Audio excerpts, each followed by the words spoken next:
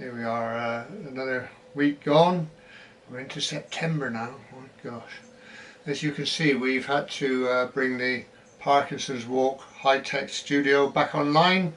It's not that it's cold, it's just that it's very windy out there.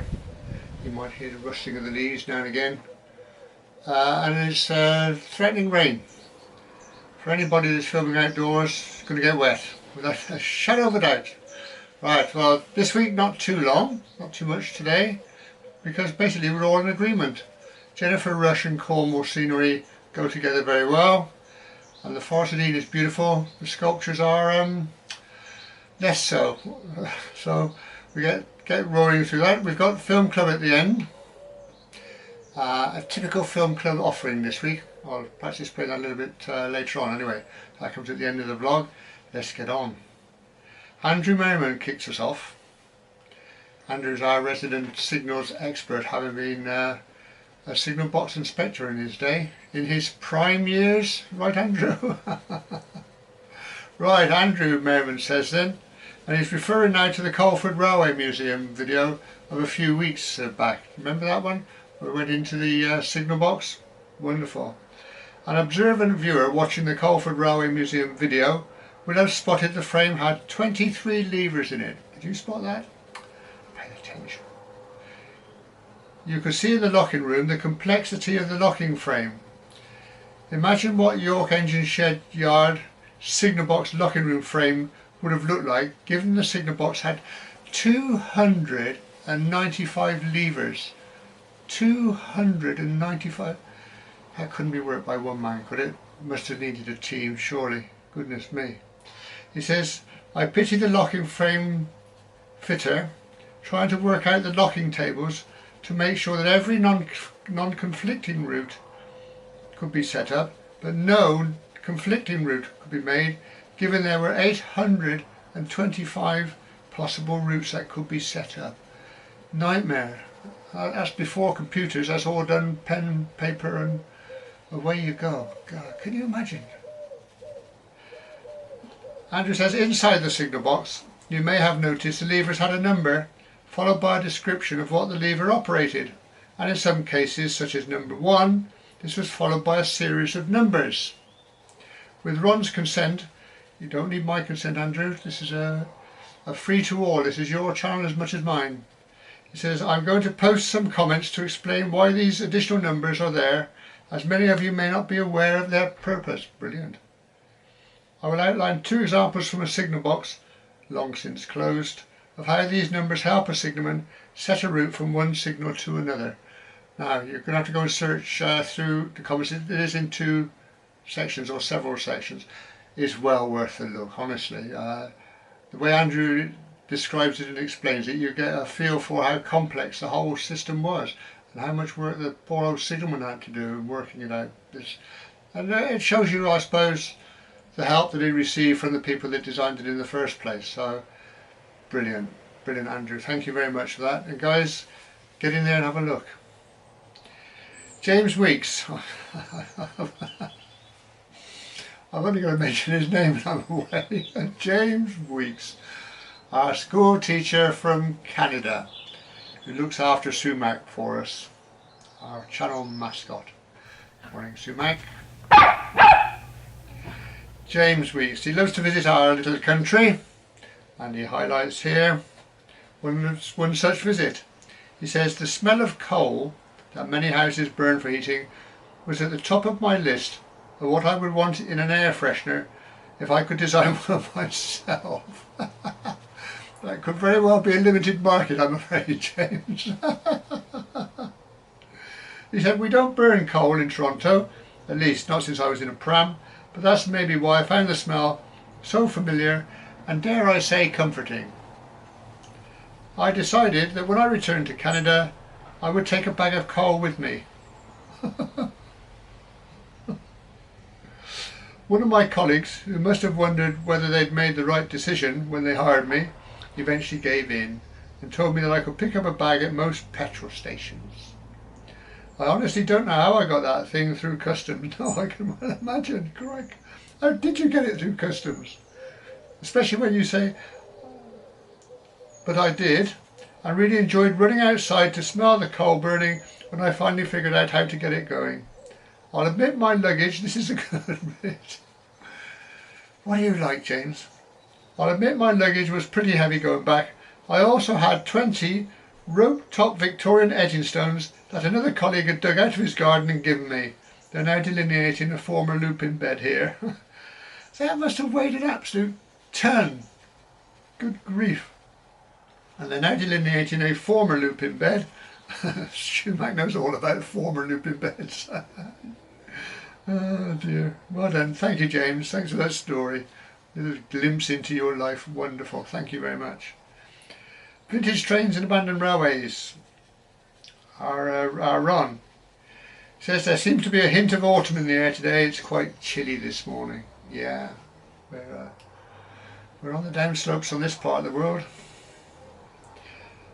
Now we're looking now at the film of Jennifer Rush, including Jennifer Rush, sorry, and Cornwall. And Lionel and Mary Travels, Lionel says, first time I've seen your good lady take the leading part. An absolute natural as an actress. Oh, Lionel, no. That explains why she's been strutting about the place the last couple of days then. An absolute natural as an actress. She left you standing several times, yes. Without a shadow of a doubt. Pete Payne. So look at what Pete's up to. Having just moved into the new house, the garden needs to be totally rebuilt, as it had been completely neglected. Oh, crikey. Huge overgrown shrubs and very little else. All dug out now, so just waiting for this hot summer to come to a close before replanting. Yeah, well, I think we're pretty much there, Pete. He says, mind you, the new workshop comes first, as I restore and ride motorcycles as old as the 1920s. Wow. I used to scramble a 250 Cotton back in my youth. Well, I'm blowed.